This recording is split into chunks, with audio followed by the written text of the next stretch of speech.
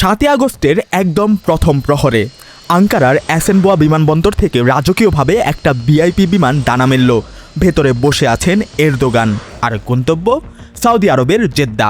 তবে এটি কোনো সাধারণ চাচক্র বা সৌজন্য সাক্ষাৎ ছিল না ভাই। বিমান ল্যান্ড করার মাত্র কয়েক ঘন্টার মাথায় তুরস্ক তাদের ইতিহাসের অন্যতম মোড় ঘুরিয়ে দেওয়া এবং মারাত্মক সামরিক চুক্তিতে স্বাক্ষর করে বসল, যেটিকে এখন বিশ্বজুড়ে ডাকা হচ্ছে মক্কা চুক্তি বা মেক্কা এগ্রিমেন্ট নামে। কিন্তু সাধারণ একটা কাগজে সই করা নিয়ে পুরো বিশ্বজুড়ে এত হুলস্থুল কেন? ইসরায়েলি মিডিয়া কেন এটাকে সরাসরি মৃত্যুর জোট বা ডেডলি অ্যালায়েন্স বলে চিৎকার শুরু করেছে? ভারতীয় গণমাধ্যম কেন একে নাম দিয়েছে ইসলামিক ন্যাটো? আর ইরানি বা কেন একে তাদের অস্তিত্বের জন্য হুমকি ভাবছে? আর সবচেয়ে বড় প্রশ্ন, যে তুরস্ক এতদিন ন্যাটোর কোলে বসেছিল, তারা হঠাৎ এই খেলায় কিভাবে এমন মাস্টার স্ট্রোক দিল? আজকের ভিডিওতে এর প্রতিটি গোপন পরত আমরা চামচ দিয়ে তুলে আনব। চলুন খেলা শুরু করা যাক। মনে আছে, আজ থেকে কয়েক মাস আগে আমরা একটা শর্টস ভিডিওতে আপনাদের সতর্ক করেছিলাম যে পর্দার আড়ালে এমন একটা বিশাল জোট তৈরি হচ্ছে। তখন অনেকে হয়তো ভেবেছিলেন এটা নিছকই কোনো রাজনৈতিক গুজব বা মন করা গল্প, কিন্তু আজ গুজবই এখন আন্তর্জাতিক বাস্তবতা। জেদ্দায় তুরস্ক, সৌদি আরব এবং পাকিস্তানের মধ্যে এক ঐতিহাসিক ত্রিপক্ষীয় যৌথ প্রতিরক্ষা চুক্তি স্বাক্ষরিত হয়েছে। আর এই চুক্তির সবচেয়ে শকিং ও মারাত্মক শর্তটা কি জানেন? 3 দেশের যে কোনো এক দেশের ওপর আক্রমণ করা মানে বাকি 2 দেশের ওপরও সরাসরি যুদ্ধ ঘোষণা করা।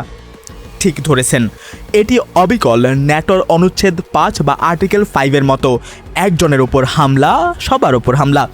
আর ঠিক এই কারণে আন্তর্জাতিক মিডিয়া আর দেরি না করে এর গায়ে ট্যাগ লাগিয়ে দিয়েছে ইসলামিক ন্যাটো। এই মেগা মিটিংয়ে এক টেবিলে বসেছিলেন তুর্কি প্রেসিডেন্ট এরদোগান, সৌদি যুবরাজ মোহাম্মদ বিন সালমান এবং পাকিস্তানের প্রধানমন্ত্রী শাহবাজ শরীফ। তবে আসল নাটক কিন্তু আজ শুরু হয়নি, এর গোড়াপত্তন 1 বছর আগের। ঘড়ির কাঁটা পেছনে ঘোরানো যাক। সেপ্টেম্বর 2025 কাতার ভূখণ্ডে ইসরায়েল হামলা চালানোর পরপরই সৌদি আরব ও পাকিস্তান এক হয়ে একটি দ্বিপক্ষীয় কৌশলগত প্রতিরক্ষা চুক্তি করে ফেলে। মূলমন্ত্র একই, তোমাদের উপর মারলে আমিও ময়দানে নামব। কিন্তু এই চুক্তিতে বিশ্ব মোড়লদের মাথায় কেন বাজ পড়েছিল জানেন? কারণ পাকিস্তান হলো পুরো মুসলিম বিশ্বের একমাত্র পারমাণবিক অস্ত্রধারী দেশ। সহজ কথায়, সৌদি আরব কোটি কোটি পেট্রোডলার দিয়ে যা কোনোদিন কিনতে পারত না, বুদ্ধির খেলায় জোট বানিয়ে তারা সেটাই হাসিল করে নিল, নিউক্লিয়ার ডেটারেন্স বা পারমাণবিক সুরক্ষার ছাতা। কিন্তু দাঁড়ান, তখনও এই টেবিলে তুরস্কের কোনো চেয়ার ছিল না। তবে তুরস্ক কি হাত গুটিয়ে বসে থাকার পাত্র? একেবারেই না। জানুয়ারির মাঝামাঝি গোপনে ফাঁস হয়ে যায় সৌদি, পাকিস্তান, তুরস্ক ত্রিপক্ষীয় আলোচনার খবর। 15ই জানুয়ারি তুরস্কের পররাষ্ট্রমন্ত্রী হাকান ফিদান আনুষ্ঠানিকভাবে স্বীকার করেন, হ্যাঁ কথা হচ্ছে, তবে চুক্তি এখনও পাকাপোক্ত হয়নি। কিন্তু সাফ জানান তুরস্ক মধ্যপ্রাচ্যে একটা বিশাল আঞ্চলিক নিরাপত্তা প্ল্যাটফর্ম তৈরি করতে চায়। প্রতিরক্ষা খাতে তুরস্ক রাজত্ব করলেও অভ্যন্তরীণ অর্থনীতিতে তখন বেশ টানাপোড়েনে ছিল। তাই সময় নষ্ট না করে তুরস্ক নিজেই যে এই দ্বিপক্ষীয় জোটে ঢোকার জন্য আবেদন করে বসলো। পয়েন্ট টু বি নোটেড, সাধারণ মানুষ ভাবছে 3 দেশ বুঝি একসাথে বসে প্ল্যান করেছে। না ভাই, তুরস্ক নিজ দায়িত্বে গিয়ে এই দরজায় কড়া নেড়েছে। ফেব্রুয়ারির শুরুতেই তুরস্ক আবার মিশরের সাথেও আলাদা সামরিক চুক্তিতে সই করে। অর্থাৎ কাগজপত্রে 3 দেশ হলেও প্র্যাকটিক্যালি টেবিলে ছিল 4 খেলোয়াড়। মার্চ মাসে রিয়াদে পররাষ্ট্রমন্ত্রীদের বৈঠক, ইসলামাবাদে 2টি হাই লেভেল মিটিং, আঙ্কারায় পাকিস্তানের সেনাপ্রধানকে এরদোগানের সংবর্ধনা এবং সবশেষে MBS-এর সাথে এরদোগানের ফোন কল। এর ঠিক 4 দিন পরই এরদোগানের বিমান গিয়ে নামলো জেদ্দায়। কেন এত রকেট গতিতে এই চুক্তি বাস্তবায়িত হলো? কারণ একটাই, যুদ্ধের সম্ভাবনা। ফুটন্ত কড়াইয়ের মতো ফুটতে থাকা মধ্যপ্রাচ্যে এই 3 দেশের জোট ছিল আক্ষরিক অর্থেই বাঁচবার একটি সেফটি এক্সিট। এই চুক্তির ভেতরে আসলে কি আছে? যৌথ সামরিক মহড়া, যৌথ অস্ত্র উৎপাদন, সিক্রেট ইন্টেলিজেন্স বা গোয়েন্দা তথ্য আদান প্রদান এবং এয়ার ডিফেন্স সিস্টেমের সমন্বয়। অর্থাৎ এখন থেকে এই 3 দেশ একসাথে যুদ্ধচর্চা করবে, একসাথে অস্ত্র বানাবে আর গোপন তথ্য শেয়ার করবে।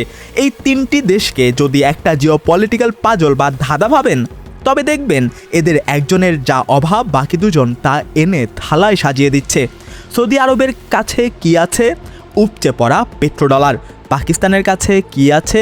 170টি পারমাণবিক বোমার ধ্বংসাত্মক ক্ষমতা। কিন্তু এই দুইজনের কাছে কি নেই? যুদ্ধের মাঠে দক্ষ আধুনিক এক পেশাদার সেনাবাহিনী আর প্রমাণিত ডিফেন্স ইন্ডাস্ট্রি। ঠিক শেষের এই শূন্যস্থানটাই পূরণ করছে তুরস্ক। আর এটা কোনো ফাঁকা বলি নয়, স্রেফ 2025 সালে তুরস্ক বিশ্বের 185টি দেশে 230 ধরনের সামরিক অস্ত্র রফতানি করে $10 বিলিয়ন ঐতিহাসিক রেকর্ড গড়েছে। এবার 3টি দেশকে একসাথে যোগ করুন তো দেখি। মোট 20 লাখ প্রশিক্ষিত সেনা, 170টি পারমাণবিক বোমা এবং $3 ট্রিলিয়ন এক দৈত্যাকার অর্থনীতি। বিশ্বের যে কোনো পরাশক্তিকে ঘামিয়ে দেওয়ার জন্য এই কম্বো একাই যথেষ্ট। এবার আপনার মনে স্বাভাবিকভাবেই একটা খাঁটি প্রশ্ন জাগতে পারে, ভাই তুরস্ক তো অলরেডি ন্যাটোর মেম্বার, তাহলে আবার কিসের ইসলামিক ন্যাটো? খেলাটার আসল মজা কিন্তু এখানেই। পশ্চিমাদের সিকিউরিটি আমব্রেলা বা ন্যাটোর ছায়াতলে বসে তুরস্ক নিজ হাতে তৈরি করেছে অল্টারনেটিভ সুন্নি মুসলিম সিকিউরিটি অ্যাক্সিস। প্রথম দর্শনে এটিকে খিচুড়ি বা স্ববিরোধী মনে হলেও এটাই হলো সাম্প্রতিক বছরগুলোতে তুরস্কের বৈদেশিক নীতির মূল ট্রাম্প কার্ড।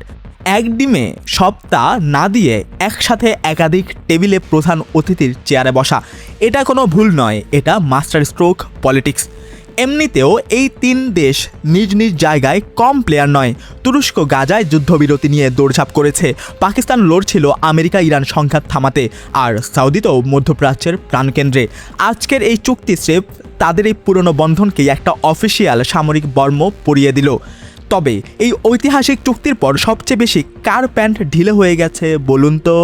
উত্তর পানির মতো সোজা, ইসরায়েল। তেল আবিব ভিত্তিক i24 টেলিভিশন সই হওয়ার দিনটিকে সরাসরি সংকটময় দিন হিসেবে খবর প্রচার করে এবং এই জোটকে নাম দেয় ডেডলি অ্যালায়েন্স বা মৃত্যুর জোট। কারণ ইসরায়েল খুব ভালো করেই জানেন তুরস্ক এখন তাদের সামনে এক অপ্রতিরোধ্য পাহাড়। অন্যদিকে ভারতও কিন্তু চুপ করে নেই। ভারতের বিখ্যাত পত্রিকা দি নিউ ইন্ডিয়ান এক্সপ্রেস সরাসরি শিরোনাম করেছে, ইসলামিক ন্যাটো। পাকিস্তান এই জোটে শক্তিশালী হওয়া মানেই দিল্লির কপালে চিন্তার ভাঁজ পড়া, কারণ ভারত পাকিস্তান মানেই তো বারুদের স্তূপ। কিন্তু এই জায়গায় একটা বিশাল মনস্তাত্ত্বিক প্রশ্ন দাঁড়ায়, এই ইসলামিক ন্যাটো কি তুরস্কের জন্য সত্যি সুরক্ষার ছাতা হবে, নাকি তুরস্ককে এমন কোনো যুদ্ধে টেনে নিয়ে যাবে যা তারা স্বপ্নেও চায়নি? ধরুন গত বছরের মতো কাশ্মীর নিয়ে ভারত পাকিস্তানের মধ্যে আবার বড় কোনো যুদ্ধ বাঁধল। পারমাণবিক বোমার ভয়ে এতদিন সীমান্ত সংঘর্ষ চেপে যাওয়া গেলেও এবার যদি ভারত পাকিস্তানে বড় হামলা চালায়, তবে কি চুক্তি অনুযায়ী তুরস্ককেও ভারতের বিরুদ্ধে যুদ্ধে নেমে পড়তে হবে? কিংবা ইরান যদি সৌদিতে হামলা চালায়, তবে কি তুর্কি সেনাদেরও সুদূর মরুভূমিতে রক্ত ছড়াতে হবে? নাকি স্রেফ এটা একটা সাইকোলজিক্যাল গেম? থামুন, বিষয়টা এত সোজা নয়। এটা কোনো পাবজি খেলা নয় যে ক্লিকেই সেনা চলে যাবে। কিন্তু চুক্তি হলেও তুর্কি সেনা পাঠাতে হলে বা অন্য কোনো দেশের সেনা পাঠাতে হলে সে দেশের পার্লামেন্টের অফিসিয়াল অনুমতি লাগবেই। তাছাড়া চুক্তির ভেতরের পুরো শর্ত এখনও গোপন। আক্রমণ হলে কি অটোমেটিক সৈন্য যাবে, নাকি আক্রান্ত দেশ অফিসিয়ালি চিঠি দিলে তবেই বিবেচনা করা হবে, তা এখনও রহস্য। আসলে এই জোটের আসল উদ্দেশ্য যুদ্ধে যাওয়া নয়, বরং সাইকোলজিক্যাল ডিটারেন্স বা মনস্তাত্ত্বিক ভয় তৈরি করা। প্রতিপক্ষকে বার্তা দেওয়া, খবরদার আমায় হাত দিলে কিন্তু একা আমাকে পাবে না, সাথে এই দানবগুলোকেও পাবে। আর খেলা কিন্তু এখানে শেষ নয়। এই জোট ভবিষ্যতে ন্যাটোর মতোই আরও সম্প্রসারিত বা প্রসারিত হবে। ইতিমধ্যেই বাহরাইন বিবৃতি দিয়ে জানিয়ে দিয়েছে, মক্কা প্রতিরোধ চুক্তি পুরো গালফ অঞ্চলের নিরাপত্তাকে এক অনন্য উচ্চতায় নিয়ে যাবে। 3টি ভিন্ন দৃষ্টিকোণ, আসল সত্যটা কি? এবার আসুন আসল সমীকরণে। এটা কি সত্যি এক মহামান্বিত ইসলামিক ন্যাটোর সূচনা, নাকি নিছক এক সাধারণ রাজনৈতিক হাত মেলানো? এখানে থিওরি কাজ করেছে 3টি। প্রথমত, আশাবাদীদের চোখে পাকিস্তানের পরমাণু শক্তি, সৌদির অঢেল অর্থ আর তুরস্কের আধুনিক অস্ত্র, এই 3-এর ককটেল মধ্যপ্রাচ্যের ইতিহাসের গতিপথ চিরতরে বদলে দেবে। দ্বিতীয়ত, সন্দেহবাদীদের চোখে কাগজে সই করা সহজ, কিন্তু আসল পরীক্ষা হবে পরবর্তী কোনো বড় যুদ্ধের সংকটে। তবে এই 3 দেশ কৌশলগতভাবে বিস্তারিত তথ্য গোপন রাখছে, কারণ এই অস্পষ্টতাই শত্রুর মনে সবচেয়ে বড় ভয় ছড়ায়। তৃতীয়ত, বিতর্কিত থিওরি। একাংশের দাবি এটি নাকি আসলে আমেরিকারই সাজানো ছক, ইরানকে ঘিরে ফেলা, মধ্য এশিয়ার শক্তি নিজের কবজায় রাখা এবং গালফ অঞ্চলের সামরিক খরচ আমেরিকার কাছ থেকে নামিয়ে এই আঞ্চলিক প্রক্সি বা প্রতিনিধিদের ঘাড়ে চাপিয়ে দেওয়া। অর্থাৎ এটি পশ্চিমা বিরোধী নয়, বরং মাল্টিলেয়ার গেমের আমেরিকান চাল। সো সংক্ষেপে বলতে গেলে এটাই হলো আলোচিত মক্কা চুক্তি। আপনার কি মনে হয় এটি কি মুসলিম বিশ্বের নতুন পরাশক্তি নাকি আমেরিকারই কোনো আড়ালের চাল? কমেন্ট সেকশনে আপনার মতামত জানান। আজ এ পর্যন্তই। আমাদের চ্যানেলের সর্বশেষ ডকুমেন্টারিটি দেখার জন্য স্ক্রিনে ক্লিক করার অনুরোধ রইল। নিজেকে ভালোবাসুন, নিরাপদে থাকুন। দেখা হবে আগামীকাল। আল্লাহ হাফেজ।